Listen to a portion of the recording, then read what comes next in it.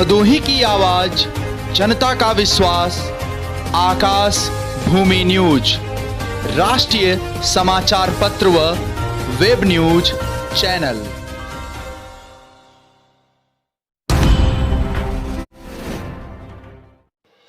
कोविड-19 पर जनपद भदोही से बड़ी अपडेट। 5 बच्चों समेत 26 की रिपोर्ट पॉजिटिव। विश्व प्रसिद्ध कालीन नगरी में कोरोना का कहर जारी है। इसी कड़ी में मंगलवार को 5 बालकों समेत 26 की रिपोर्ट पॉजिटिव आई। इसके साथ ही संक्रमितों की संख्या बढ़कर 1380 तक पहुंच चुकी है, जबकि महामारी के कारण अभी तक 24 लोगों की जान जा चुकी है। मुख्य चिकित्सा अधिकारी कार्यालय से जारी आंकड़ों के अनुसार गोपीगंज से 4, याकूबपुर से 1, कुढ़वा से 1, असईपुर से 1, सदोपुर से 5, तिलगा से 5, बगही से 2, लालीपुर से 1, करियाव से 2, बहुरियापुर से 1, नथईपुर से 1, पकरी सिविल लाइन से 1, पिपरी से 1 संक्रमित मिलने की जानकारी प्राप्त हुई है। मां बेटी की मौत मामले में पति समेत 4 पर मुकदमा दर्ज। चौरी थाना क्षेत्र के बिहगी गांव में सोमवार की देर शाम तालाब में डूब रही 3 साल की बेटी को बचाने के लिए मां ने तालाब में छलांग लगा दी। इस दौरान डूबने से दोनों की मौत हो गई थी। मामले में देर रात नया मोड़ सामने आया। मृतका के पिता ने बेटी व नतनी की हत्या का आरोप लगाया, जिसके बाद पुलिस ने पति, सास, देवर समेत 4 लोगों के खिलाफ दहेज हत्या का मुकदमा दर्ज कर लिया। मामले को लेकर गांव में तरह तरह की चर्चाएं हैं। गांव निवासी विनोद चौहान की 26 वर्षीय पत्नी सुरेखा चौहान 3 साल की बेटी सोनाली के साथ कमरे पर सोमवार की शाम थी। परिजनों के अनुसार बेटी ने खाट पर बिछाए कपड़ों पर शौच कर दिया था। उसे धोने के लिए बेटी संग वे घर के सामने स्थित तालाब में चली गई। इस बीच बेटी तालाब में उतर गई। जब तक मां की नजर उस पर पड़ी तब तक वह गहरे पानी में डूबने लगी। मां ने बेटी को बचाने के लिए तालाब में छलांग लगा दी, लेकिन पानी अधिक होने के कारण दोनों डूब गए। कुछ देर बाद परिजन दोनों को घर पर न पाकर तालाब की ओर गए। करीब 1 घंटे बाद दोनों का शव तालाब से बरामद किया गया था। मामले में सीओ औराई लेखराज सिंह भी पहुंचे थे। पुलिस ने शवों को कब्जे में लेने के बाद मायके वालों को सूचित किया था। प्रभारी निरीक्षक विजय प्रताप सिंह ने बताया कि मृतका के पिता पेड़ालाल चौहान निवासी सैदफर गढ़कर थाना सरायख्वाजा जौनपुर ने रात में शिकायती पत्र दिया। आरोप लगाया कि पति विनोद चौहान, सास मुन्नी देवी, ससुर गुलाब व देवर लवकुश ने बेटी व उसकी बेटी की तालाब में डुबोकर हत्या कर दी। दहेज को लेकर आए दिन उसे प्रताड़ित किया जाता था। हरकत में आई पुलिस ने रात में ही संबंधित धाराओं में केस दर्ज कर लिया। उधर गांव में दूसरे दिन मंगलवार को भी सिपाया छाया रहा। परिजनों का रो रो कर बुरा हाल रहा। बड़ी खबर जनपद भदोही से है, जहां सर्विस लेन और पुल के लिए सपा का धरना। पूर्व विधायक जाहिद बेग के नेतृत्व में मंगलवार को सपा कार्यकर्ताओं ने इंदिरा मिल गांधी चौक पर धरना देकर प्रदर्शन किया। सपा की ओर से चरणबद्ध तरीके से दिए जाने वाले धरना का यह पहला कार्यक्रम था। इसमें रेलवे ओवरब्रिज की सर्विस लेन का निर्माण और धौरहरा के 80 वर्ष पुराने जर्जर पुल के स्थान पर नया पुल बनवाने की मांग की गई।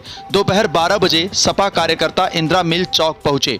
जिलाध्यक्ष विकास यादव, पन्ना लाल यादव, संतोष यादव, हसनैन अंसारी आदि दोपहर 2 बजे तक स्लोगन लिखे तख्तियों व बैनर के साथ धरने पर बैठे रहे। इस दौरान पार्टी कार्यकर्ता आते जाते रहे। पूर्व विधायक ने कहा कि पूर्व सपा सरकार ने भदोही को उच्च प्राथमिकता दी थी, यहाँ की सड़कों को ठीक कराया था, रेलवे ओवरब्रिज को जो आज हम देख रहे हैं उसका निर्माण कराया, बस डिपो, कारपेट मार्ट, महिला अस्पताल बनवाकर दिया। लेकिन वर्तमान सरकार इनको लेकर उदासीनता बरत रही है, जिससे आम जनता को विकट समस्याओं का सामना करना पड़ रहा है। उन्होंने यह भी कहा कि जनता की बढ़ती मांग पर यह धरना वर्तमान भाजपा सरकार में बैठे लोगों को नींद से जगाने के लिए किया गया है। धरना में भारी संख्या में आम जन को भी बैठना था, लेकिन जन विरोधी सरकार ने अनुमति नहीं दी, जो सीधे तौर पर लोकतंत्र की हत्या है। सपा के कार्यकर्ता जनहित के कार्यों में संघर्ष से पीछे नहीं हटेंगे। हमें लाठी या मुकदमे का भय नहीं है। सपा जिलाध्यक्ष विकास यादव ने कहा कि सभी मुद्दों को लेकर धरना दिया जाएगा। पूंजीपतियों की हितैषी सरकार को वैसे तो गरीब जनता का दर्द दिखाई नहीं देता, फिर भी नींद से जगाने का प्रयास जारी रहेगा। धरने के दौरान नई बाजार पंचायत अध्यक्ष विजय सोनकर, ओम प्रकाश यादव, अली शेर खां, रमाशंकर बिंद, रमापति यादव, कमलेश प्रजापति, रामराज यादव, टोनी मंसूरी, मनोज यादव, गप्पू सिंह, हृदय सरोज, विराट यादव, रवि यादव, मुलायम यादव, कमलेश यादव आदि समर्थक मौजूद रहे।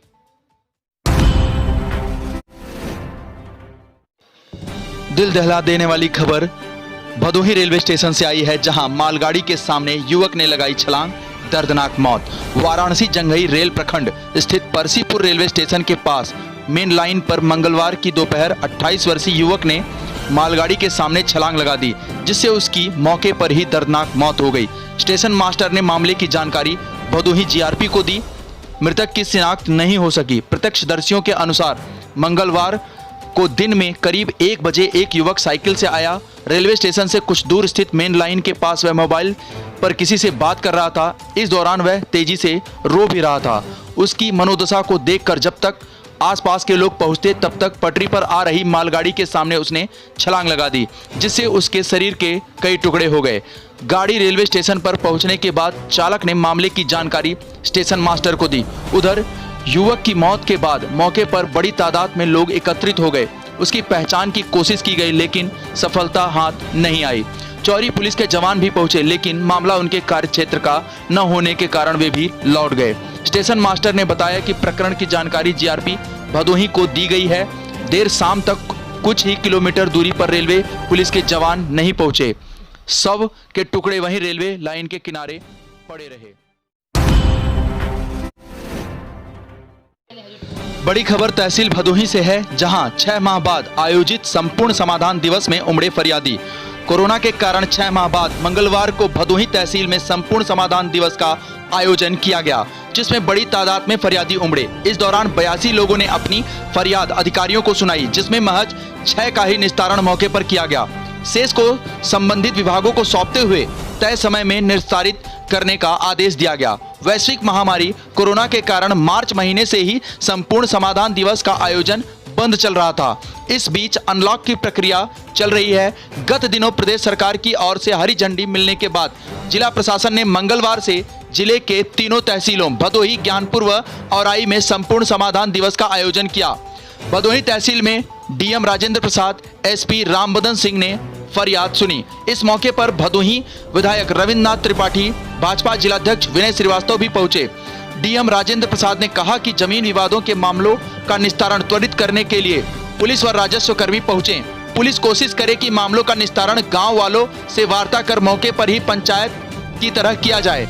इस दौरान सामाजिक दूरी के नियमों का पालन करने के साथ ही एक बार में केवल 5 फरियादियों को ही अंदर जाने दिया जाता था। इस मौके पर सीडीओ विवेक त्रिपाठी, एसडीएम आशीष मिश्रा आदि भी उपस्थित रहे। सुरयामा पुलिस को मिली बड़ी कामयाबी, चोरी के सामान के साथ 5 चोर गिरफ्तार। सुरयामा थाने की पुलिस ने सोमवार की रात चकिया तिराहे से चोरी के सामानों के साथ 5 चोरों को गिरफ्तार कर मुकदमा दर्ज करते हुए जेल भेजने की कार्रवाई की। कड़ाई से पूछताछ कर एक पीतल का घंटा, एक बाइक बिना चक्के की, 2 गैस सिलेंडर, पीतल का 2 बटुआ आदि सामान बरामद किया। बताते चले कि थाना सुरयामा क्षेत्र के बनकट गांव में शिव मंदिर से हुई चोरियों का खुलासा करने के लिए ग्रामीणों ने पुलिस को तहरीर देकर सामानों की बरामदगी व चोरों की गिरफ्तारी की मांग की थी। एक सप्ताह पूर्व थाना सुरयामा की कमान संभालने वाले थाना अध्यक्ष प्रदीप कुमार ने चोरी की घटनाओं में कमी लाने के साथ साथ अपराधियों पर शिकंजा कसना ही प्रमुख जिम्मेदारी बताते हुए पुलिस टीम को जांच की जिम्मेदारी सौंपी थी। रात में गश्त के दौरान पुलिस टीम ने मुखबिर की सूचना पर पुनः चोरी की योजना बनाते समय चोर राहुल उर्फ निहाल निवासी बनकट, कालीचरण निवासी ताल सुपेला, सोनू गुप्ता निवासी मोड़, शिवम दुबे, विजय दुबे निवासी पुरानी बाजार सुरयामा को गिरफ्तार कर लिया। पुलिस टीम में एसआई शिवशंकर सिंह, स्वतंत्र सिंह, जावेद, रवि राय, बसंत लाल आदि शामिल रहे।